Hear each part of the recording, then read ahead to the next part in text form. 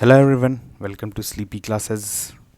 आज जो है हम लोग बिल्कुल ही एक नया सीरीज़ लेके आए हैं ईपीएफओ इकोनॉमी, जैसा हमने डिस्कस किया था इंट्रोडक्टिव वीडियो में। तो आज जो है हमारा फर्स्ट चैप्टर है नेशनल अकाउंटिंग। ठीक है, तो होपफुली आपका प्रिपरेशन जो है ईपीएफओ का अच्छा चल रहा होगा, बाकी सब्जेक्ट्स भी आप अच्छे से पढ़े होंगे, खास करके गैप, इंडस्ट्रियल लॉ, ठीक है, पॉलिटी और क्वांट। इन चार सब्जेक्ट को तो आपको अच्छे से कर लेना है। हिस्ट्री का भी जो है वो आप क्वेश्चंस करते रहिए, क्योंकि हमारा हिस्ट्री का भी जो सीरीज़ चल रहा है उसमें भी आपका क्वेश्चंस जो है वो मॉडर्न हिस्ट्री का, और ख़ास करके जो आपका एक्चुअली जो लेबर मूवमेंट या फिर पीजेंट मूवमेंट से रिलेटेड क्वेश्चंस ज़्यादा आता है, तो उसको आप अच्छे से पढ़ें, अपने से भी पढ़ें, ऐसे क्वेश्चंस जो कराए जा रहे हैं उसको भी करें। ठीक है, तो अब हम लोग जो है आज यहाँ स्टार्ट करेंगे नेशनल अकाउंटिंग। ठीक है, तो हम लोग इसमें देखते हैं कि हम लोग इसमें क्या क्या करेंगे। चलिए स्टार्ट करते हैं इसको। देखिए, सबसे पहले तो हम लोग देख लेते हैं कि इस चैप्टर में हम लोग कैसे पढ़ेंगे। ठीक है, तो देखिए सबसे पहले हम लोग नेशनल अकाउंटिंग हुआ, आप लोग जो सुनते होंगे जीडीपी कैलकुलेशन, जीएनपी कैलकुलेशन, और भी बहुत सारा कैलकुलेशंस होता है, बहुत सारा स्टैटिस्टिक्स होता है जो कि कंट्री को रन करने में हमारा मदद करता है। ठीक है, जैसे जीडीपी का डेटा हम लोग क्यों कैलकुलेट करते हैं, तो उससे हम लोग को पता चलता है कि हमारा कंट्री का इकॉनमी का क्या स्टेट है, कितना प्रोडक्शन हो रहा है, कंट्री का इकॉनमी का स्टेट अच्छा है या नहीं है। जीडीपी ग्रोथ रेट देखते हैं, जैसे अभी जो है आपने देखा होगा कि 24% जो है वो जीडीपी स्लम कर गया था। इसका मतलब ड्यूरिंग कोरोना, तो इसका मतलब कि हमारा जीडीपी काफ़ी घट गया था, ऑलमोस्ट 1/4 जो है उसका फिनिश हो गया था। तो इस तरह से हम लोग को जीडीपी का ग्रोथ रेट या जीएनपी, इससे हम लोग क्या अंदाज़ लगाते हैं कि इकॉनमी का स्टेट जो है वो कैसे चल रहा है। ठीक है, तो अब इन सब चीज़ों को हम लोग जैसे जो मेथड से कैलकुलेट करते हैं या फिर जो ऑर्गेनाइजेशन इनको कैलकुलेट करती है, उसके बारे में हम लोग यहाँ पढ़ेंगे। ठीक है, अब इसमें देखिए यहाँ पर क्या है कि सबसे पहले हम लोग को देखना है कि ऑर्गेनाइजेशन रिस्पॉन्सिबल फॉर अकाउंटिंग। ठीक है, अब जीडीपी आपका कौन सा ऑर्गेनाइजेशन कैलकुलेट करता है, इसको हम लोग देखेंगे अच्छे से। उसके बाद हम लोग देखेंगे GDP and it's method of calculation. तीन मेथड होता है प्राइमरीली, एक होता है आपका इनकम मेथड, एक होता है आपका एक्सपेंडिचर मेथड, और एक होता है आपका वैल्यू एडेड मेथड। ठीक है, तो हम लोग तीनों को अच्छे से देखेंगे। अब यहाँ पर देखिए क्या है, यहाँ पर आपका फिर आएगा हमारा नॉमिनल जीडीपी क्या होता है, रियल जीडीपी क्या होता है, जीडीपी डिफ्लेटर क्या होता है। ठीक है, ये भी बहुत इंपॉर्टेंट है, इससे क्वेश्चंस आपका आराम से बन सकता है। ईपीएफओ में क्वेश्चन आ जाएगा आपका, बताइए कि जीडीपी डिफ्लेटर क्या होता है, या रियल जीडीपी क्या होता है, या नॉमिनल जीडीपी क्या होता है। तो इससे रिलेटेड आपका एमसीक्यू बन सकता है। उसके बाद है GDP growth rate and terms like recession, slow down क्या होता है। आप हमेशा सुनते होंगे कि इकॉनमी जो है वो स्लो डाउन में जा रही है, या इकॉनमी जो है वो रिसेशन में जा रही है, या इकॉनमी जो है वो डिप्रेशन में जा रही है। तो इसको हम लोग यहाँ पर टर्म्स को देखेंगे। ये ऐसा नहीं है कि ये सिर्फ कहने के लिए टर्म्स है, इनका कुछ पर्टिकुलर मीनिंग होता है, उसको हम लोग देखेंगे कि इन सब टर्म्स का क्या मतलब होता है। उसके बाद हम लोग देखेंगे कैसे हम लोग जीडीपी को जीएनपी में कन्वर्ट करते हैं, और जीएनपी को हम लोग एनएनपी, नेट नेशनल प्रोडक्ट में चेंज करते हैं। और उसके बाद हम लोग देखेंगे कि नेशनल इनकम किसको कहा जाता है। ठीक है, तो इतना सारा चीज़ जो है हम इस पूरे लेक्चर में देखेंगे। सबसे पहले चलिए हम लोग स्टार्ट करते हैं ऑर्गेनाइजेशन से। तो देखिए आपका है ministry of statistics and programme implementation, MOSPI. ये बहुत ही इंपॉर्टेंट मिनिस्ट्री है, और ये इसलिए इम्पॉर्टेंट है क्योंकि इसका काफ़ी क्रूशियल काम है। क्रूशियल काम इन द सेंस, देखिए अब क्या होता है कि इस मिनिस्ट्री के अंदर दो बॉडी आती है अंदर। ठीक है, एक सीएसओ, एक नेशनल सैंपल सर्वे ऑर्गेनाइजेशन। तो सेंट्रल स्टैटिस्टिक्स ऑर्गेनाइजेशन जो है सीएसओ जिसको हम लोग बोलते हैं, इसका काम है computing the GDP, index of industrial production. इसको हम लोग देखेंगे जब हम लोग इन्फ्लेशन पढ़ेंगे, वहाँ पर हम लोग इंडेक्सेस में इसको भी पढ़ लेंगे, आईआईपी को यहाँ पर नहीं पढ़ेंगे। वहाँ पे भी हम लोग सीपीआई को भी वहीं पे पढ़ेंगे, जैसे CPI, rural, urban, all India, ये। लेकिन ये जो कैलकुलेट करती है ये सीएसओ कैलकुलेट करती है। ठीक है, तो इस बात का आप ध्यान रखें कि सेंट्रल स्टैटिस्टिक्स ऑर्गेनाइजेशन सिर्फ जीडीपी का कैलकुलेशन नहीं करती है, जीडीपी के अलावा क्या क्या करती है, आईआईपी, सीपीआई, एएसआई क्या होता है, देखिए आपका एनुअल सर्वे ऑफ इंडस्ट्रीज़ होता है। ये हमारा बहुत इंपॉर्टेंट डेटा है इंडस्ट्री का, जिसको हम लोग यूज़ करते हैं जीडीपी कैलकुलेशन में। ठीक है, आजकल जो है इसका यूसेज थोड़ा कम हो गया है, क्योंकि हम लोग दूसरा मेथड जो है वो यूज़ करने लगे हैं। पहले इसका यूज़ बहुत होता था, एनुअल सर्वे ऑफ इंडस्ट्रीज़ का। इससे हम लोग को पता चलता था कि इंडस्ट्रीज़ का प्रोडक्शन कितना चल रहा है, और हम लोग उसे कैलकुलेट करते थे, या उसका जो कंट्रीब्यूशन हो रहा था उसको जीडीपी में, उसको हम लोग इससे कैलकुलेट करते थे। ठीक है, अब देखिए क्या है, दूसरा है नेशनल सैंपल सर्वे ऑर्गेनाइजेशन। ये क्या है, ये भी एक बॉडी है मॉस्पी के अंदर। ये क्या करती है कि जैसे देखिए आप समझ लीजिए इस तरह से कि जो आपका सेंट्रल स्टैटिस्टिक्स ऑर्गेनाइजेशन है सीएसओ, ये फाइनल काम करता है कंप्यूटिंग का, ठीक है। तो अब कंप्यूटिंग किस बेसिस पे करेगा, जब डेटा कलेक्शन होगा तब ये काम जो है आपका नेशनल सैंपल सर्वे करती थी। अब ये काफ़ी डेटा कलेक्शन करती थी from various socio economic indicators, annual survey of industries, rural rural prices, और जितना भी फॉर एग्जाम्पल सीपीआई का भी जो डेटा कैलकुलेट करता है सीएसओ, उसका डेटा का जो एक्यूमुलेशन होता है वो नेशनल सैंपल सर्वे करता है, ठीक है। तो इसको आप समझ लीजिए कि दो इंपॉर्टेंट बॉडी है मॉस्पी के अंदर, वन इज सीएसओ, दूसरा है एनएसएसओ, ठीक है। और अभी ही जून में 2019 में ये दोनों को मर्ज कर दिया गया है और इस दोनों को एक कॉमन ऑफिस कहा जाता है, नेशनल स्टैटिस्टिकल ऑर्गेनाइजेशन।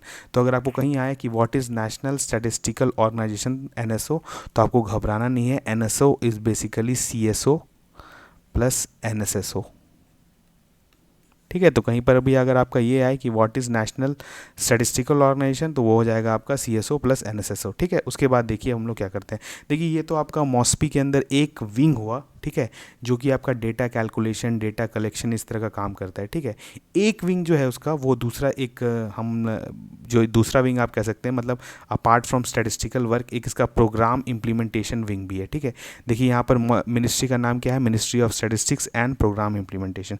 तो स्टैटिस्टिक्स वाला पार्ट जो हो गया वो ये सीएसओ एनएसएसओ संभाल लिया है। तो प्रोग्राम इम्प्लीमेंटेशन वाला पार्ट क्या है कि ये जो है ये कुछ जो स्कीम्स भी है, जो गवर्नमेंट का स्कीम्स है उनको भी ये इम्प्लीमेंट करती है, उनका मॉनिटरिंग करती है, ठीक है, और उनका इवैल्यूएशन भी करती है। फॉर एग्जांपल एक एमपी लैड स्कीम है, ठीक है, ये बहुत ही इंपॉर्टेंट स्कीम है, इसको हम लोग बोलते हैं member of parliament local area development scheme. इसमें क्या होता है कि हर एमपी को उसके कंस्टिट्यूंसी में उसको 5 करोड़ रुपीज़ मिलता है, एलोकेट होता है कि आप इसको जो है अपने हिसाब से डेवलपमेंटल वर्क में यूज़ करें, ठीक है। तो इसका जो इसका जो मॉनिटरिंग करती है वो करती है मॉस्पी ही। तो इसीलिए यहाँ अगर आपको कहीं पर अगर आए कि एमपी लैड का जो मॉनिटरिंग कौन करती है, तो ये करती है मॉस्पी, ठीक है। और इसका इम्प्लीमेंटेशन विंग, इसके अलावा एक 20 पॉइंट प्रोग्राम भी है, ये भी आपका सोशल इंडिकेटर्स को इम्प्रूव करने के लिए एक प्रोग्राम है गवर्नमेंट, इसका भी मॉनिटरिंग जो है वो आपका मॉस्पी ही करती है, ठीक है। तो यहाँ से आपको क्या पता चला कि मॉस्पी का दो विंग है, एक स्टैटिस्टिकल विंग है, स्टैटिस्टिकल विंग में कौन कौन सा है, सीएसओ है, एनएसएसओ है, और जो दूसरा है वो इम्प्लीमेंटेशन विंग जो है वो करती है कौन सा इंपॉर्टेंट स्कीम का मॉनिटरिंग, एमपी लैड, ठीक है। तो हम लोग बढ़ते हैं आगे। देखिए अब हम लोग आ गए जीडीपी में, ठीक है। जीडीपी का सबसे पहले हम लोग डेफिनेशन देख लेते हैं। जीडीपी का डेफिनेशन एकदम बेसिक से एकदम समझते हैं, ज़्यादा कुछ इसमें कॉम्प्लेक्स इसको नहीं करना है, सिंपल वर्ड में समझेंगे तो ज़्यादा अच्छे से समझेंगे। देखिए GDP is the market value of all the final goods and services produced with in domestic territory of a country in a specified time. Specified time जो होता है जनरली हम लोग जो है वो 1 ईयर का कैलकुलेट करते हैं, पर कभी कभी आप देखते होंगे कि क्वार्टरली भी आता है, ठीक है। क्वार्टरली आपका जीडीपी का डेटा आता है कैलकुलेशन में, तो हम लोग कितना भी टाइम के लिए जो है कैलकुलेट कर सकते हैं, ऐसे स्टैंडर्ड जो है वो 1 ईयर है, ठीक है। क्वार्टरली का मतलब क्या हुआ कि आपका साल जो है आप समझ रहे हैं 12 मंथ्स का होता है, तो इसको आप 4 पार्ट्स में डिवाइड कर दीजिए, तो हर जो होगा 3 मंथ्स का एक क्वार्टर बन जाएगा, तो इसको हम लोग बोलते हैं क्वार्टर, ठीक है। तो इससे कंफ्यूज नहीं करेंगे कि क्वार्टर क्या होता है। क्वार्टर जो होता है वो 3 मंथ का एक पीरियड होता है, जनवरी फरवरी मार्च से हम लोग स्टार्ट करते हैं, तो हम लोग उसको जो है ईजिली समझ जाएंगे, ठीक है। तो जीडीपी का मतलब क्या हुआ, देखिए यहाँ पर आपको वर्ड्स पे क्या क्या ध्यान देना है। GDP is the market value सबसे पहले, ठीक है, मार्केट में उस जो भी जो फाइनल गुड्स प्रोड्यूस हो रहा है उसका जो मार्केट वैल्यू, और यहाँ पर जो है ये देखिए फाइनल गुड्स, ठीक है। फाइनल गुड्स मीन्स जो एंड गुड्स होता है उसको हम लोग कैलकुलेट करेंगे, जो इंटरमीडिएट गुड्स होगा उसको हम लोग हटा देते हैं। हम लोग देखेंगे कैसे कैलकुलेशन जब हम लोग करते हैं, तो ठीक है। तो यहाँ पर ध्यान रखें कि फाइनल गुड्स एंड सर्विसेज का जो मार्केट वैल्यू होगा उसको अगर हम समेशन कर दे तो वो हमारा दे देगा जीडीपी। लेकिन यहाँ पर अब देखिए क्या क्या है, with in the domestic territory of a country. Domestic territory मतलब क्या हुआ, कंट्री का जो टेरिटरी होता है वो काफ़ी बड़ा होता है। सिर्फ कंट्री का जो जोग्राफिकल टेरिटरी होता है वो उसका टेरिटरी नहीं होता, उसका टेरिटरी जो होता है आउट ऑफ इंडिया भी होता है। फॉर एग्जांपल जैसे इंडिया का यूएस में जो एम्बेसी है वो भी इंडिया का ही टेरिटरी है। अगर वहाँ कोई वहाँ का कोई भी अगर आदमी अगर जो एम्बेसी में रह रहा है और वो कुछ प्रोडक्शन कर रहा है जो कि जीडीपी, या कोई सर्विस प्रोड्यूस कर रहा है जो कि उसका कुछ वैल्यू, मार्केट वैल्यू क्रिएट हो रहा है, तो वो भी इंडिया के जीडीपी में ही कैलकुलेट किया जाएगा, ठीक है। तो इसलिए आप टेरिटरी को जो है सिर्फ जोग्राफिकल टेरिटरी से नहीं समझे, ये इंडिया का होल टेरिटरी होता है, और वो कुछ भी हो सकता है, वो बाहर का एक कंपनी भी हो सकता है, ठीक है, जो इंडिया जहाँ मतलब इंडिया का जो बाउंड्री है वो मतलब उसका कह सकते हैं उसका लीगल बाउंड्री, जैसे उसका आपका वहाँ पर जो एम्बेसी है वो भी इंडिया के बाउंड्री टेरिटरी के अंदर ही आता है, ठीक है। तो वहाँ पर भी जो भी प्रोडक्शन हो रहा है वो आपका जीडीपी में कैलकुलेट होगा, ठीक है। तो इतना आपको ऐसे समझाने के लिए था आपका, लेकिन आपको मेन वर्ड्स जो है आपको ध्यान रखना है, फाइनल गुड्स, मार्केट वैल्यू और जो है वो डोमेस्टिक टेरिटरी, ठीक है। इररेस्पेक्टिव ऑफ हम लोग यहाँ पे ये अब देखिए यहाँ पर क्या हम लोग डिफ्रेंशिएट नहीं करते। फॉर एग्जांपल सोचिए, अगर जैसे एक एग्जांपल सोचिए जैसे क्रिस गेल है, ठीक है। क्रिस गेल जो है वो यहाँ आईपीएल में आके जो है वो कमाता है, तो अब वो क्या कर रहा है कि वहाँ पर अपना सर्विसेज दे रहा है, यहाँ पर जो है वो अपना वर्थ प्रोड्यूस कर रहा है, तो वो भी यहाँ के जीडीपी में कंट्रीब्यूट कर रहा है, ठीक है। तो जीडीपी जो है यहाँ अगर कोई फॉर एग्जांपल फॉरेन की कंपनी भी है वो यहाँ पर आकर प्रोडक्शन करती है, ये करती है, तो वो यहाँ के जीडीपी में ऐड करती है। तो हम लोग इसमें यहाँ पर डिस्क्रिमिनेशन नहीं करते हैं कि कौन सिटीज़न है कौन नॉन सिटीज़न है।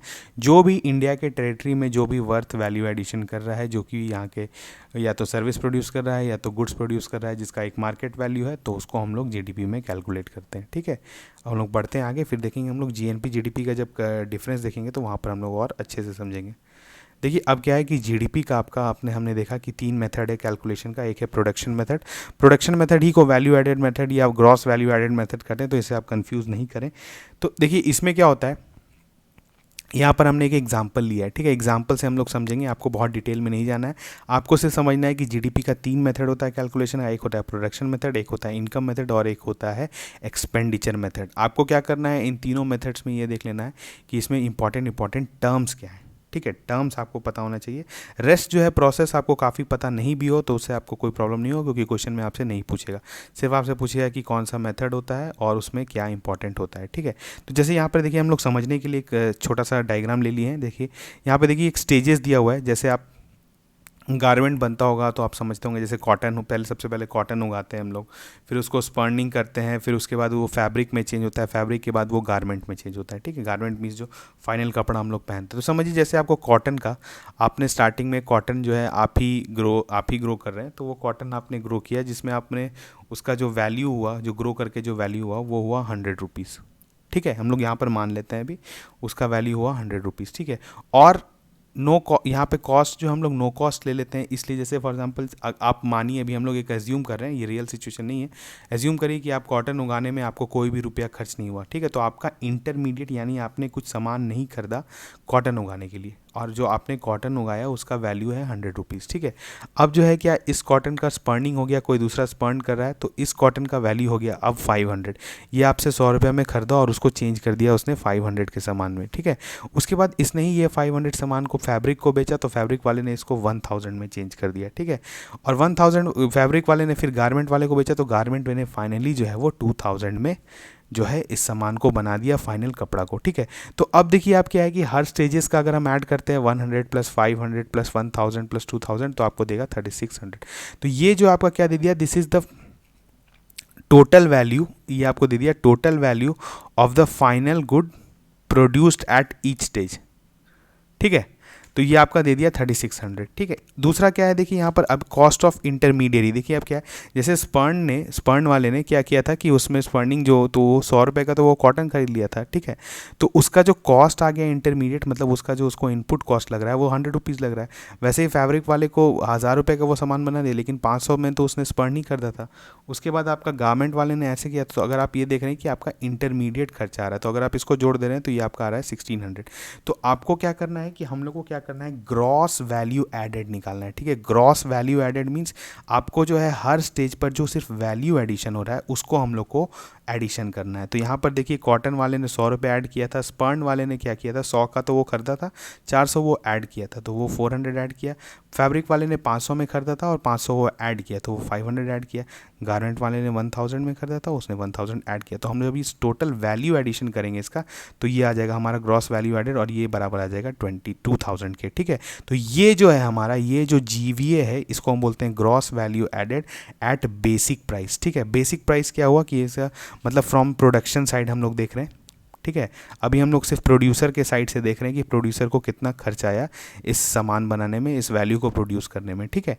अब क्या होगा देखिए यहाँ पर आपका बेसिक प्राइस है, ठीक है, बेसिक प्राइस हुआ।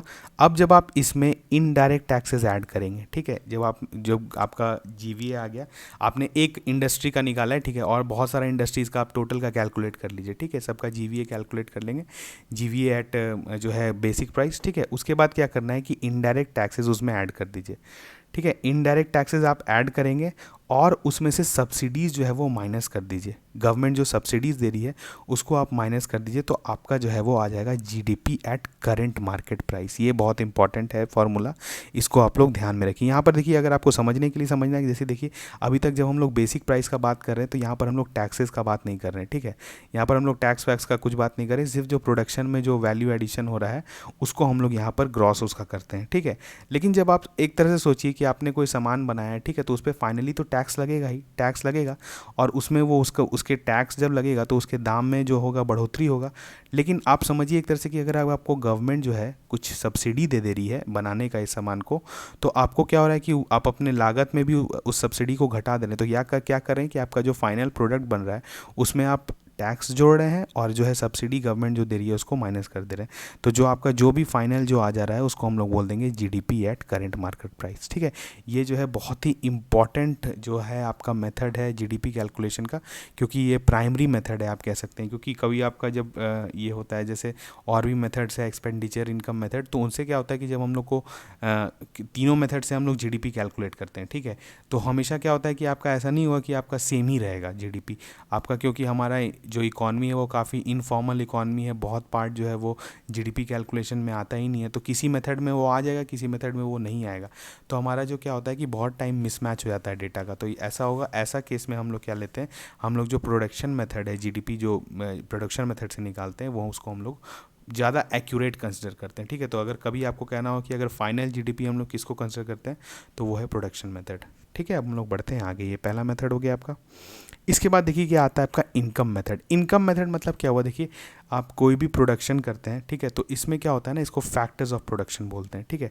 आप किसी भी इंडस्ट्री को सेटअप करें, आपको किस चीज़ का ज़रूरत पड़ेगा, आपको लेबर का ज़रूरत पड़ेगा, ठीक है, आप कोई काम करना चाह रहे हैं, आपको कैपिटल का ज़रूरत पड़ेगा जो आप इन्वेस्ट करेंगे, आपको एंटरप्रेन्योरशिप का जो है वो ज़रूरत पड़ेगा। एंटरप्रेन्योरशिप मतलब फॉर एग्जांपल सोचिए आज हम एक इंडस्ट्री सेटअप करना चाह रहे हैं, तो मेरा दिमाग जो लग रहा है, मेरा एक्यूमेन जो है वो यूज़ हो रहा है इस इंडस्ट्री को सेटअप करने में, तो उसको भी हम लोग बोलेंगे एंटरप्रेन्योरशिप। और जो हमारा फोर्थ है दैट इज़ लैंड, ठीक है।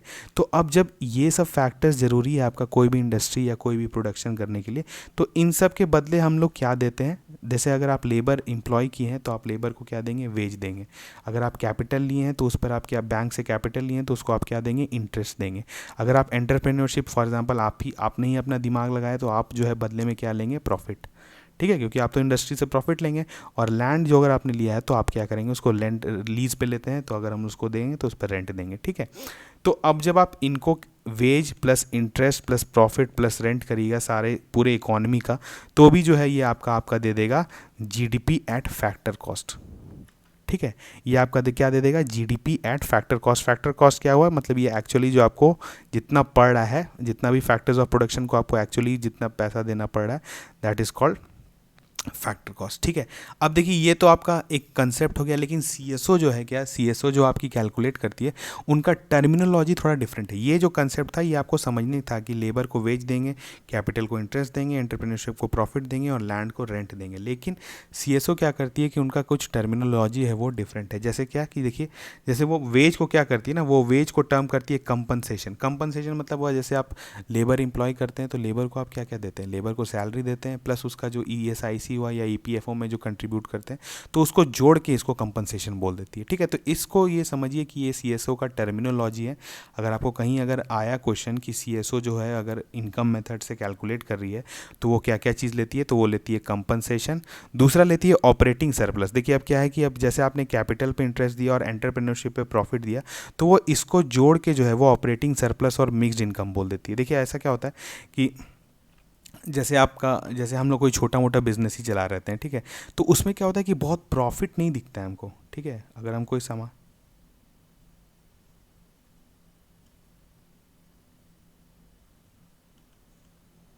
उसमें कोई फॉर्मल इनकम नहीं होता है। आपका क्या होता है कि जैसे छोटा कंपनी है तो उसमें क्या होता है कि प्रॉफिट बहुत फॉर्मेलिटी नहीं होता, उसमें आप जो भी एक्स्ट्रा बच जाता है उसको हम लोग रख लेते हैं एज अ प्रॉफिट, ठीक है।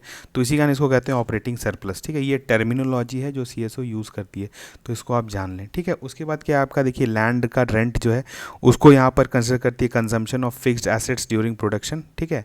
तो ये इसका जो है ये टर्मिनोलॉजी है, इसको आप देख लें कि सीएसओ जो है वो कैसे टर्म करती है जनरली। लेकिन आपका जो कंसेप्ट है that is labour, capital, entrepreneurship and land, और इसके बदले हम लोग क्या देते हैं, wage, interest, profit and rent, ठीक है। अब देखिए जब इनको हम लोग ऐड करते हैं सारे इकोनॉमी के लिए तो हमारा क्या आ जाता है, जीडीपी ऐड फैक्टर कॉस्ट। वहाँ पर क्या आया था हमारे पहले वाले में, क्या आया था, जीडीपी ऐट बेसिक प्राइस, ठीक है। यहाँ पर क्या आता है, जीडीपी ऐट फैक्टर कॉस्ट, ठीक है। इसमें भी हम लोग सेम चीज़ करेंगे, इसमें इनडायरेक्ट टैक्सेस ऐड करेंगे, सब्सिडीज़ जो है उसको यहाँ पर ये जो है ये माइनस होगा, सब्सिडीज़ हम लोग माइनस कर देंगे, तो आपका जो है वो मिल जाएगा GDP at the rate current market price. ये आपको हमेशा चाहिए, GDP at the current market price, ठीक है। तो यहाँ पर हमने देखा, अब हम लोग बढ़ते हैं आगे, तीसरा मेथड को देखते हैं। देखिए ये भी इंपॉर्टेंट मेथड है, ये बहुत इंपॉर्टेंट मेथड है, एक्सपेंडिचर मेथड।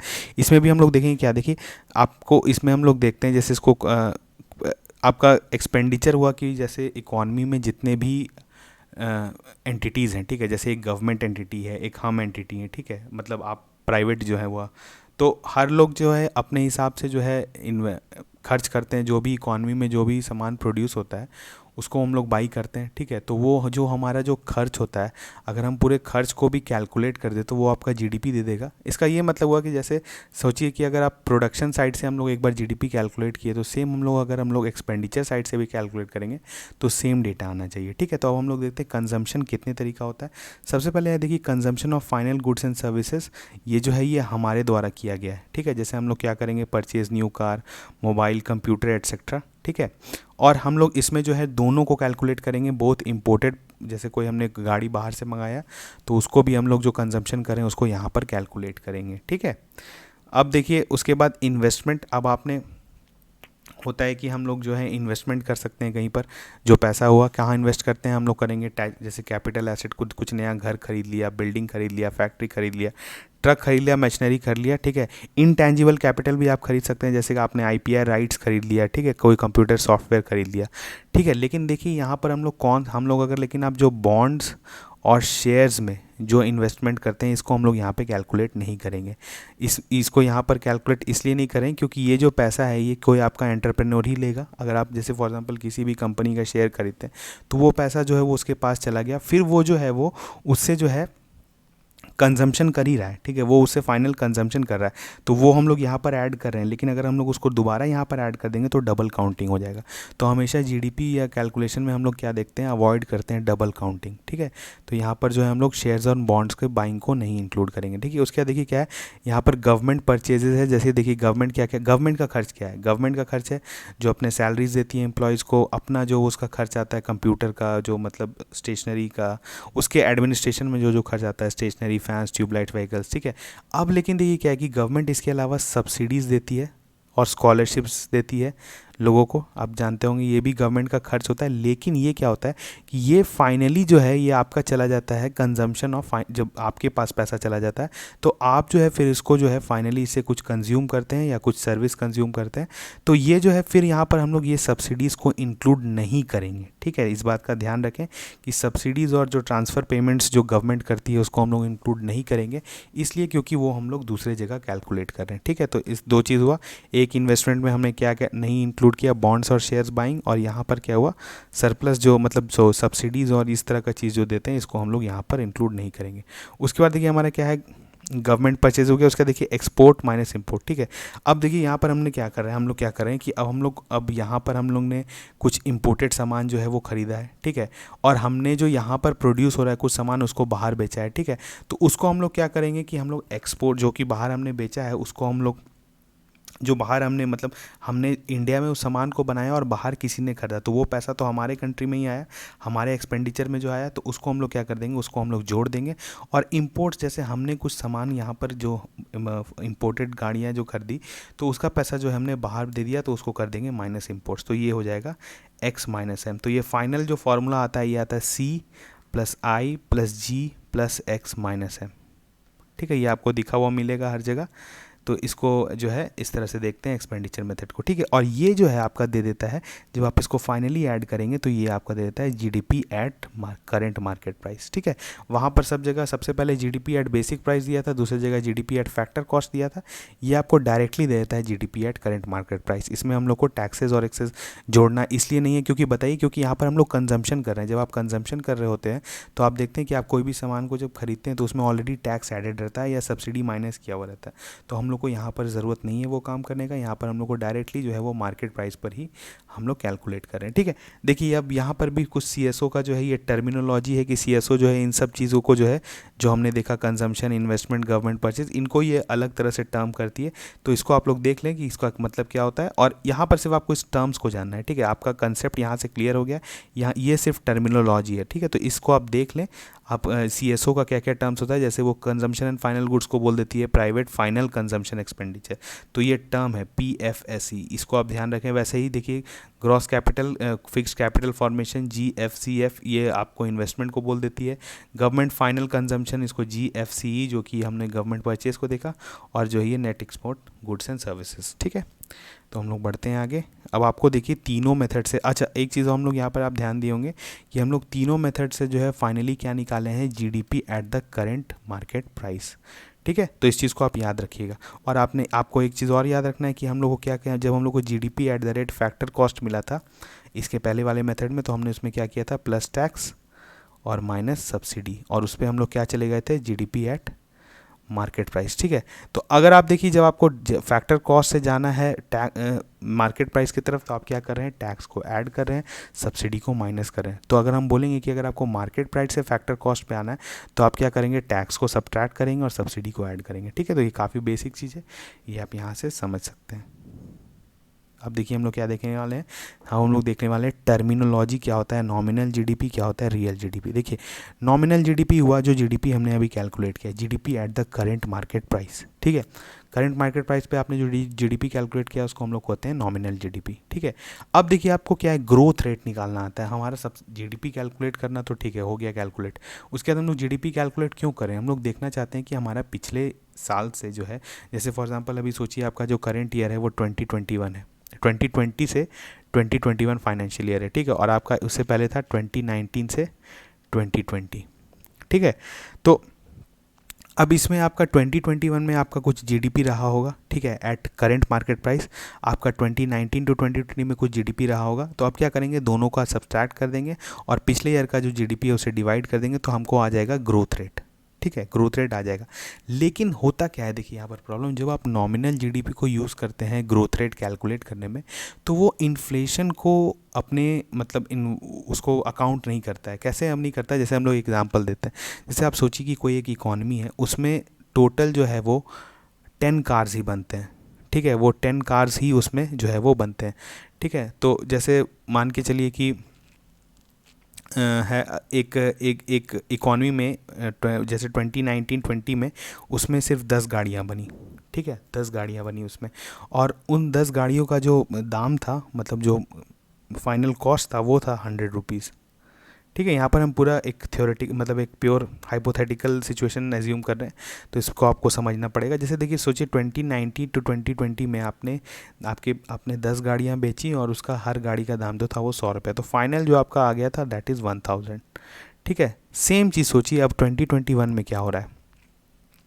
आपने बेचा है 8 गाड़ी, ठीक है, आपने बेचा है 8 गाड़ी, पर आपने बेचा है 125 रुपीज़ में, ठीक है। तो अभी भी आपका कितना हो गया बताइए, 1000, ठीक है। तो अगर हम बोलेंगे कि आपका जो है जीडीपी जो है, समझिए अगर जीडीपी कहेंगे कि 2021 में और 2019 में जो है जीडीपी सेम रहा है, ठीक है, नॉमिनल जीडीपी जो है दोनों का कैलकुलेट करें तो दोनों सेम रहा है, तो बताइए ये सही स्टेटमेंट होगा, ये स्टेटमेंट सही नहीं होगा, क्योंकि इसमें जो कॉस्ट हो गया, इसमें एक्चुअली जो है प्रोडक्शन घट गया है, तो आपका एक्चुअली जीडीपी घटना चाहिए था, लेकिन आपका क्या है कि आपका प्राइस क्योंकि इन्फ्लेट हो गया है, तो आप जो है आपको जो है सही पिक्चर नहीं पता चल रहा है। इसी का मतलब है, देखिए यहाँ पे जैसे nominal GDP does not give the real picture since it does not take into account the price change. अब आपको जब आपको जीडीपी का प्राइस चेंज आपको नहीं पता चल रहा है तो आप जीडीपी कैलकुलेशन कैसे करेंगे? तो हम लोग फिर क्या करते हैं, हम लोग रियल जीडीपी कैलकुलेट करते हैं। रियल जीडीपी का मतलब क्या हुआ कि आप किसी भी ईयर को बेस ईयर मान लीजिए, ठीक है। बेस ईयर हम लोग किस ईयर को मानते हैं? जिस ईयर का, जैसे फॉर एग्जांपल सोचिए ये गाड़ी है, ये गाड़ी 10 गाड़ी है, जो भी ये जिस भी तरह का गाड़ी है, तो 2011 हम लोग यहाँ पर जीडीपी कैलकुलेशन में बेस ईयर लेते हैं, ठीक है। तो आपको क्या करना है कि आपको 2011 में जो इस गाड़ी का दाम था वो दाम आपको याद रखना है, ठीक है। अब वो 2019 में आपने 10 गाड़ी बनाया तो आप इसके रेट से मल्टीप्लाई कर दीजिए। 2021 में आपने 8 गाड़ी बनाया तो इस रेट से मल्टीप्लाई कर दीजिए। तो आपका जो जो मल्टीप्लाई करके जो जो फाइनल अमाउंट आएगा उसको हम लोग कहेंगे रियल जीडीपी ऑफ 2019 और रियल जीडीपी ऑफ 2020। जब आपको रियल जीडीपी मिल गया तो आपको क्या करना है, फिर आप अगर आप फिर उसका डिफरेंस करेंगे, real GDP of 2020 minus real GDP of 2019 divided by real GDP of 2019। जैसे यहाँ पर हम लोग लिख देते हैं real GDP of 2020 minus real GDP of 2019 divided by real GDP of 2019 into 100। ये जो है आपका रियल जीडीपी ग्रोथ दे देगा, ठीक है।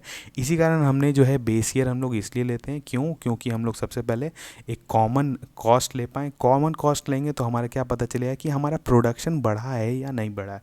क्योंकि अगर हम लोग प्रोडक्शन को नहीं, अगर हम लोग कॉस्ट को कांस्टेंट नहीं करेंगे तो आपका होगा कि किसी साल आपने कम बनाया है लेकिन आपका दाम इतना ज़्यादा बढ़ गया है कि आपका जीडीपी सेम लग रहा है, ठीक है। तो इस सब चीज़ों को आपने समझा यहाँ पर, जैसे कि नॉमिनल और रियल जीडीपी में डिफरेंस क्या होता है।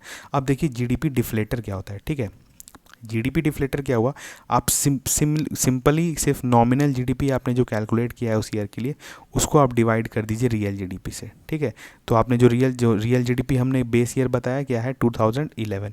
अब देखिए आप ये आपके पास इंपॉर्टेंट फैक्ट है, आपको इसको नोट कर लेना है कि जीडीपी कैलकुलेशन में बेस ईयर जो होता है वो होता है 2011, ठीक है। और जीडीपी डिफ्लेटर क्या होता है, किसके बराबर होता है, nominal GDP divided by real GDP, ठीक है। अब देखिए रियल जीडीपी जो है वो काफ़ी अच्छा इंडिकेटर है आपका इन्फ्लेशन का, ठीक है। क्योंकि आप देख रहे हैं कि इसमें हम लोग जब आप लोग जीडीपी कैलकुलेट करते हैं हम लोग तो कितना तरह का आइटम्स लेते हैं, वो मैन्युफैक्चरिंग का भी होता है, एग्रीकल्चर का भी होता है, सारा चीज़ का होता है। मतलब काफ़ी बड़ा सिस्टम है इन्फ्लेशन कैलकुलेट करने का, ठीक है। लेकिन आप अक्सर सुनते होंगे, आपका मॉनेटरी पॉलिसी कमेटी हुआ या फिर फॉर दैट मैटर कोई गवर्नमेंट भी जब बात करती है इन्फ्लेशन की तो वो कभी भी जीडीपी डिफ्लेटर के रेस्पेक्ट में बात नहीं करती है, ठीक है। कि जीडीपी डिफ्लेटर का जो है वो इतना इन्फ्लेशन बता रहा है। हम लोग किसको बताते हैं, हम लोग डब्ल्यूपीआई और सीपीआई को यूज़ करते हैं, ठीक है। लेकिन आप डब्ल्यूपीआई सीपीआई में क्या देखेंगे कि उसमें हम लोग अभी आगे पढ़ेंगे इन्फ्लेशन में कि उसमें एक फिक्स्ड बास्केट ऑफ प्रोडक्ट्स होता है। मतलब जैसे कुछ सामान ले लेंगे, उनका दाम में जो चेंज आया है फिर हम लोग इन्फ्लेशन डिफ्लेशन कैलकुलेट करते हैं, ठीक है। लेकिन अगर आप जीडीपी डिफ्लेटर को लेते हैं तो उसमें वास्ट प्रोडक्ट है तो आपका अच्छा व्यू देगा वो जीडीपी डिफ्लेटर, ठीक है, कि इन्फ्लेशन आपके इकोनॉमी में कितना है। लेकिन इसमें एक ही प्रॉब्लम ये है, क्योंकि ये आप सुनते होंगे कि जीडीपी आपका जो कैलकुलेट होता है वो क्वार्टरली होता है, ठीक है, वो मंथली नहीं होता है। इसी वजह से आपका जीडीपी डिफ्लेटर भी जो है वो आपका क्वार्टरली कैलकुलेट होता है, ना कि मंथली। लेकिन हमारा जो इन्फ्लेशन जो हम लोग इकोनॉमी में जो कंसिडर करते हैं, गवर्नमेंट भी जो कंसिडर करती है वो करती है मंथली, ठीक है। तो इसीलिए हम लोग जो है डब्ल्यूपीआई और सीपीआई को कंसिडर करते हैं रादर देन जीडीपी डिफ्लेटर। तो अगर आपको कहीं ये क्वेश्चन आए कि हम लोग जीडीपी डिफ्लेटर को यूज़ नहीं करके डब्ल्यूपीआई सीपीआई यूज़ करते हैं तो इसका ये मतलब हुआ जस्ट कि वो एक तो वो काफ़ी अच्छा है, जीडीपी डिफ्लेटर तो डेफिनेटली जो है वो डब्ल्यूपीआई और सीपीआई से अच्छा इंडिकेटर है इन्फ्लेशन का। लेकिन बस उसमें एक खामी है कि उसका जो है वो क्वार्टरली निकलता है, वो मंथली नहीं निकलता है, ठीक है। तो इस तरह का क्वेश्चन अगर आता है तो आप इसको सही मार्क कर सकते हैं। उसके बाद देखिए अब क्या है, हमने देख लिया, क्या हमने देखा अभी तक, जीडीपी देखा, उसके बाद हमने कैलकुलेशन मेथड्स देखा, उसके बाद हमने क्या देखा बताइए। उसके बाद हमने देखा कि रियल जीडीपी नॉमिनल जीडीपी क्या होता है, रियल जीडीपी ग्रोथ क्या होता है, ठीक है। उसके बाद हमने जो है वहाँ पर मतलब देख लिया कि जीडीपी डिफ्लेटर क्या होता है, nominal GDP by real GDP होता है। इस तरह के फार्मूलाज को जो है आप याद रखिए। अच्छा एक और यहाँ पर है आपका जो जीडीपी डिफ्लेटर दिया हुआ है, तो अगर आपको कहीं पर अगर आपको रियल जीडीपी निकालना हो, ठीक है, और आपको जीडीपी डिफ्लेटर पता हो, ठीक है, तो आप क्या करेंगे, सिंपल नॉमिनल जीडीपी को डिवाइड कर देंगे डिफ्लेटर से, ठीक है। तो ये भी आपका कहीं क्वेश्चन आ सकता है कि बताइए अगर आपको डिफ्लेटर दिया हुआ हो और आपको रियल जीडीपी कैलकुलेट करना हो तो आप क्या करेंगे, नॉमिनल को डिवाइड कर देंगे डिफ्लेटर से, ठीक है। तो हम लोग बढ़ते हैं आगे। देखिए अब आगे आ गया। अब देखिए आपका क्या होता है ना कि इकोनॉमी या बिजनेस का एक साइकिल होता है, ठीक है। कहीं का भी आप इकॉनमी देखते होंगे कि कभी स्लो डाउन होता है, कभी रिसेशन आता है, कभी डिप्रेशन आता है, फिर बूम आता है, ठीक है, फिर वो पीक पे पहुंच जाता है, फिर वो गिरने लगता है। तो हमेशा जो है ये ऐसा साइनोसॉइडल कर्व रहता है, ठीक है, ये ऊपर जाता है फिर नीचे आता है। अब हम लोग को यहाँ पर क्या देखना है, देखिए इस डायग्राम को लेने का मकसद ये था कि आपको किसी भी इकॉनमी का साइकिल पता चले, दूसरा कि इसमें जो टर्म्स होते हैं, ठीक है, आपसे इस पर क्वेश्चन आ सकता है कि स्लो डाउन क्या होता है, ठीक है, रिसेशन क्या होता है, डिप्रेशन क्या होता है, तो इसको हम लोग देखते हैं, ठीक है। देखिए अब क्या है कि आपका स्लो डाउन पहले हम लोग देखते हैं। स्लो डाउन बताइए क्या है। देखिए अभी तक हमने क्या किया था, हमने रियल जीडीपी ग्रोथ जो है वो देखा, कैलकुलेट किया हमने जस्ट, ठीक है। जैसे आप मान के चलिए कि आपका 2018 में, अभी हम एक हाइपोथेटिकल डेटा ले रहे हैं, आपका जीडीपी ग्रोथ रेट जो था 2018-19 में वो आपका था 10%, ठीक है। आपका 2019-20 में जो है आपका हो गया 5%, ठीक है। तो जब आपका रियल जीडीपी ग्रोथ रेट, ठीक है, ध्यान दीजिए मेरे बात को, जब आपका रियल जीडीपी ग्रोथ रेट का परसेंटेज, जो कि ये परसेंटेज होता है, ग्रोथ रेट हम लोग परसेंटेज में लेते हैं, वो अगर घटने लगे, ठीक है, वो अगर घट जाए तो हम लोग बोलेंगे कि इकॉनमी जो है वो स्लो डाउन में जा रहा है, ठीक है। यहाँ पर मेरी बात को ध्यान से सुनिए कि आपका ग्रोथ रेट घट रहा है, ऐसा नहीं है कि आपका जीडीपी घट रहा है। जैसे फॉर एग्जांपल मेरा जीडीपी 2018-19 में 100 से 200 बढ़ गया था, तो अगले बार क्या हो रहा है कि वो 200 से सिर्फ 250 ही बढ़ रहा है, 300 नहीं बढ़ रहा है, ठीक है। तो समझिए कि क्या है कि मेरा ग्रोथ रेट का जो परसेंटेज है वो घट रहा है, मेरा जीडीपी नहीं घट रहा है, मेरा जीडीपी जो है वो अभी भी ग्रो कर रहा है, ठीक है। तो उस कंडीशन को हम लोग बोलते हैं स्लो डाउन, ठीक है। दूसरा क्या होता है, देखिए रिसेशन में क्या होता है कि आपका जब ग्रोथ रेट ही नेगेटिव हो जाए, मतलब एक साल आपका जीडीपी 100 था, दूसरा साल आपका जीडीपी 80 हो गया, ठीक है, तो आपका जीडीपी फॉल हो रहा है, ठीक है। जब जीडीपी फॉल हो रहा है तो आप क्या बोलेंगे कि आपका negative real GDP growth rate है, ठीक है, मतलब आप जो है नेगेटिव में जा रहे हैं, ठीक है। अब रिसेशन का क्या केस आता है, जब आपका इसी तरह का नेगेटिव ग्रोथ रेट रहे फॉर जनरली 6 मंथ्स, ये हम लोग एक रफ आइडिया लेते हैं, ठीक है, इसका कोई एग्जैक्ट डेफिनेशन नहीं है, पर वाइडली यूज नहीं है, कहा जाता है इकोनॉमी में कि अगर 2 क्वार्टर तक अगर आपका नेगेटिव ग्रोथ रेट रह जाता है तो आपका जो है वो, उसको हम लोग कहते हैं रिसेशन आ गया है, ठीक है। अगर यही रिसेशन जो है वो प्रिवेल कर जाए, ठीक है, फॉर जनरली 3 ईयर्स हम लोग ले लेते हैं, यहाँ पर भी टाइम का जो है वो एग्जैक्ट वैल्यू नहीं पता रहता है, लेकिन रिसेशन को हम लोग जनरली स्टैंडर्ड लेते हैं। 3 ईयर्स अगर आपका इसी तरह का नेगेटिव ग्रोथ रेट रहे तो हम लोग जो है सीवियर डिप्रेशन में चले जाते हैं। आपने पढ़ा होगा ग्रेट डिप्रेशन जो हम लोग 1920s में आया था आपका, तो आप समझ सकते हैं कि डिप्रेशन कितना ही ख़राब स्टेट है इकॉनमी के लिए, ठीक है। यहाँ पर देखिए ये जो डायग्राम है इससे आप समझ सकते हैं। देखिए यहाँ से हम लोग स्टार्ट करते हैं, ठीक है। तो यहाँ से देखिए ये क्या है, ये बूम जा रहा है, ठीक है, ये आपका रियल जीडीपी ग्रो कर रहा है, यहाँ पीक पे पहुँच गया, उसके बाद आपका जीडीपी जो है वो गिरने लगता है। तो जब आपका रियल जीडीपी गिर रहा है, ग्रोथ रेट नहीं है यहाँ पर, रियल जीडीपी एक्चुअली जब आपका गिरने लगा, जब आपका जीडीपी घटने लगता है, जब आपका नेगेटिव ग्रोथ रेट आया था, तो उस रीजन को हम लोग क्या बोलते हैं, रिसेशन का रीजन, देखिए। और अगर ये रिसेशन कंटिन्यू कर जाए, ये ग्रोथ रेट मतलब नेगेटिव ग्रोथ रेट काफ़ी लंबे टाइम के लिए रह जाए, तो हम लोग डिप्रेशन वाले रीजन में पहुँच जाते हैं। फिर जब हम लोग डिप्रेशन में पहुंचेंगे तो फिर हमारा इकोनॉमिक में गेन होगा और फिर हम लोग रिकवरी के स्टेज में आ जाएंगे, ठीक है। तो इस तरह का जो है ये साइकिल इकोनॉमी में चलता रहता है, ठीक है। हम लोग बढ़ते हैं आगे।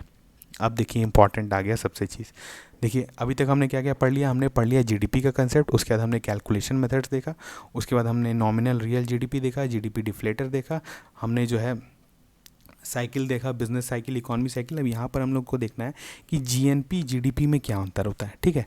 देखिए अभी हमने क्या पढ़ा है जीडीपी में, कि जीडीपी में ऑल द मतलब market value of all the final goods and services produced with in the territory, ठीक है। तो यहाँ पर हम लोग क्या करते हैं कि इंडिया के टेरिटरी में जो भी लोग, चाहे वो फॉरेनर हो या इंडियन हो, वो जो फाइनल प्रोड्यूस करते हैं तो उसका जो वैल्यू होता है उसको हम लोग जीडीपी में इंक्लूड कर लेते हैं, ठीक है। लेकिन जब हम लोग क्या करते हैं कि हम लोग जीडीपी में आप समझिए, जीडीपी में देखिए, अब यहाँ पर आप समझिए जीडीपी है, ठीक है। अब जैसे कोई एक फॉरेन की कंपनी है, ठीक है, वो यहाँ पर आके प्रोडक्शन करिए, लेकिन वो क्या करिए कि वो प्रॉफिट को जो है वो बाहर भेज दे रही है, ठीक है, वो बाहर भेज दे रही है, तो उसको हम लोग क्या कहेंगे, टू अब्रॉड जो है वो मूवमेंट हो रहा है, ठीक है। और जीडीपी में आपके कुछ इंडियंस, आपका भी इंडियन का भी जो कंपनी बाहर है उससे भी जो है प्रॉफिट अंदर आ रहा होगा, ठीक है, हमारा इंटरेस्ट प्रॉफिट आ रहा होगा, तो हम लोग बोल देंगे उस इनकम को फ्रॉम अब्रॉड, ठीक है। तो from abroad minus two abroad जो हम लोग करते हैं, ठीक है, इसको हम लोग बोल देते हैं net factor income from abroad, ठीक है। इसी कारण आपका जो जीडीपी आपका जीएनपी जो आ जाता है, that is GDP plus net factor income from abroad. ठीक है, अब आपका क्या होता है कि आपका जनरली जो net factor income of abroad जो इंडिया के कंडीशन में वो नेगेटिव है। ठीक है, तो नेगेटिव है तो हमेशा जो है इंडिया का जीएनपी जो है वो जनरली जीडीपी से कम हो जाता है। ठीक है, तो इस बात का भी आप ध्यान रखें, ये छोटा सा कंसेप्ट है। तो आपने क्या समझा, नेशनल जब हम लोग जीएनपी हम लोग कैलकुलेट कर रहे हैं तो उसमें हम लोग क्या कर ले रहे हैं कि जो जो फॉरेनर्स जो पैसा बाहर भेज रहे हैं, जो फॉरेन कंपनीज या फॉरेन इंटिटीज़ जो है वो यहाँ से कमा के बाहर भेज रहे हैं, उसको हम लोग माइनस कर दे रहे हैं, और जो इंडियंस जो है बाहर से कमा के यहाँ पे ला रहे हैं उसको हम लोग ऐड कर दे रहे हैं। ठीक है, तो वो हमारा बन जा रहा है नेशनल। नेशनल मतलब हुआ मतलब नेशनल का कंसेप्ट हुआ कि टोटल जो है इंडिया के जो सिटीजन्स हैं उन वो कितना कंट्रीब्यूट कर रहे हैं प्रोडक्शन में। ठीक है, और जीडीपी का जो था कंसेप्ट वो टेरिटोरियल कंसेप्ट था, मतलब एक टेरिटरी में कितने लोग रह रहे हैं, चाहे वो बाहर के हों या इंडियन रहें तो उससे फ़र्क नहीं पड़ता है। अब देखिए हमारा क्या है, एनएनपी एट मार्केट प्राइस। ठीक है, अब देखिए हम लोग क्या किए, यहाँ पर जीडीपी जीएनपी से जीडीपी जाने में net factor income from abroad add कर दिए। अब आपको यहाँ पर एक चीज़ ध्यान रखना है, देखिए अभी तक हमने क्या किया था कि हम लोग को फैक्टर कॉस्ट या बेसिक प्राइस से हम लोग को मार्केट प्राइस जाना रहता था, तो हम लोग क्या करते थे, इनडायरेक्ट टैक्सेस ऐड करते थे और सब्सिडी माइनस करते थे। तो इतना बात आप याद रखिए। ठीक है, ये बात आपको याद रखना है, जब आपको फैक्टर कॉस्ट या बेसिक प्राइस से अगर आपको जाना है मार्केट प्राइस में तो आपको क्या करना है, इनडायरेक्ट टैक्स जो है वो ऐड करना है और सब्सिडी जो है वो माइनस करना है। सिमिलरली अगर आपको एनएनपी जैसे अभी हमने कैलकुलेट किया, ठीक है, जैसे अभी हम लोग एनएनपी कैलकुलेट करेंगे। ठीक है, आपके पास अभी देखिए क्या है, अभी आपके पास है GNP at the rate market price, हमने यहाँ से कैलकुलेट किया जीएनपी एट मार्केट प्राइस। तो अब आपको क्या करना है कि आपको इसमें डेप्रिसिएशन माइनस कर देना है। ठीक है, तो जब भी आप ग्रॉस में डेप्रिसिएशन माइनस करते हैं तो नेट दे देता है। आप ऐसे याद रखिए, ग्रॉस जब भी आपका कहीं पर दिया हुआ कुछ भी ग्रॉस दिया हुआ हो, अगर आप उसमें डेप्रिसिएशन करते हैं, डेप्रिसिएशन ऑफ कैपिटल एसेट्स जो आपका वियर एंड टियर होता है जीडीपी इंक्रीज़ करने में, तो जो भी आपका डेप्रिसिएशन आता है वो मतलब gross minus depreciation gives net. ठीक है, तो आप कहीं पर भी आपको अगर क्वेश्चन आता है कि अगर हम लोग ग्रॉस में डेप्रिसिएशन माइनस करते हैं तो हम लोग चले जाते हैं नेट में। अब यहाँ पर आप ग्रॉस जीडीपी लिख दीजिए, ग्रॉस नेशनल प्रोडक्ट लिख दीजिए या कुछ भी ग्रॉस लिख दीजिए। ठीक है, तो उसमें जो डेप्रिसिएशन हम लोग माइनस करेंगे तो हमारा आ जाएगा नेट। ठीक है, gross minus depreciation gives net. वैसे यहाँ पर देखिए क्या है, gross national product at the rate market price minus depreciation gives national net national product. ठीक है, at the rate market price. ठीक है, बहुत इजी था यहाँ पर। अब देखिए क्या है, अभी हमने क्या पढ़ा था कि अगर हम लोग फैक्टर कॉस्ट से हम लोग को मार्केट प्राइस में जाना है तो हम लोग क्या करते थे, उसमें जो है वो टैक्स ऐड करते थे और सब्सिडी माइनस करते थे।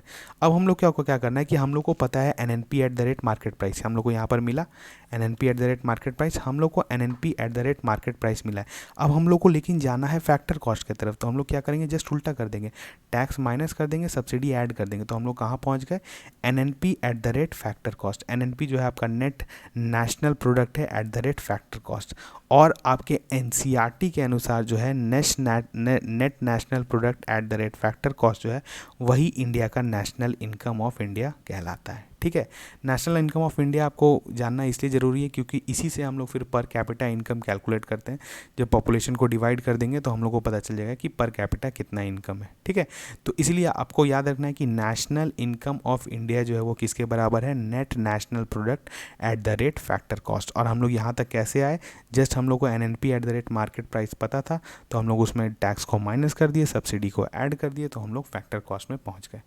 ठीक है, तो आज जो है आपने देखा, हमने जीडीपी का कंसेप्ट देखा। ठीक है, उसका कैलकुलेशन मेथड देखा, उसके बाद हमने देखा जो रियल नॉमिनल डिफ्लेटर। ठीक है, ये सब इंपॉर्टेंट। फिर हमने देखा कि जैसे ग्रॉस से नेट कैसे जाते हैं। ठीक है, उसके बाद मार्केट प्राइस से फैक्टर कॉस्ट कैसे जाते हैं या फैक्टर कॉस्ट से मार्केट प्राइस कैसे जाते हैं। यही सब चीज़ जो है आपका याद रखना है आपको। अगर आपको कहीं क्वेश्चन आता है तो आपको इसी सब चीज़ों पर जो है वो फंसाने का कोशिश करेगा। तो ये सब चीज़ आप ध्यान रखें कि आपको कैसे करना है। जब आप लोग को फैक्टर कॉस्ट से मार्केट प्राइस में जाना है तो डायरेक्ट टैक्सेस को ऐड करिए, सब्सिडी को माइनस करिए, और अपोजिट करना है तो जस्ट उसका उल्टा करें। ठीक है, अगर आप ग्रॉस में जो है डेप्रिसिएशन कर देते हैं माइनस तो आपको दे देता है नेट, इस बात का भी आप ध्यान रखें। ठीक है, तो इन सब चीज़ों को, और उसके बाद आपने देखा था कि जीडीपी में अगर हम लोग net factor income from abroad add कर देते हैं तो ये हमारा दे देता है जीएनपी। ठीक है। तो इन सब चीज़ों को आप जो है बार बार रिवाइज़ करिए, इसी लेक्चर को आप फिर से देख लेंगे तो आपका जो है ये अकाउंटिंग का जो है ये कभी आपको कन्फ्यूजन नहीं होगा, ठीक है। और इतना इन्फॉर्मेशन जो है आपके ईपीएफओ के लिए मोर देन इनफ होगा, ठीक है। तो अब आप इसको रिवाइज करते रहिए, हमारा डेली डोज जो भी आ रहा है उसको भी आप इकॉनमी का इसी से रिलेटेड हम लोग क्वेश्चंस वहाँ पे लेंगे, तो आप उसको 5 क्वेश्चंस को सॉल्व कर सकते हैं। इसके बाद जो है हम लोग अपना नेक्स्ट चैप्टर में जाएंगे। तो इतना जो है आपका आज का अकाउंटिंग जो है वो ओवर हो गया। इसके अलावा आपका अकाउंटिंग में कुछ भी नहीं बनता है कंसेप्ट, उसको आप अच्छे से पढ़ें, इसी को आप अच्छे से रिवाइज करें, तो आपका जो है क्वेश्चन बन जाएगा एग्जाम में, ठीक है। तो हम लोग मिलते हैं नेक्स्ट लेक्चर में, तब तक थैंक यू।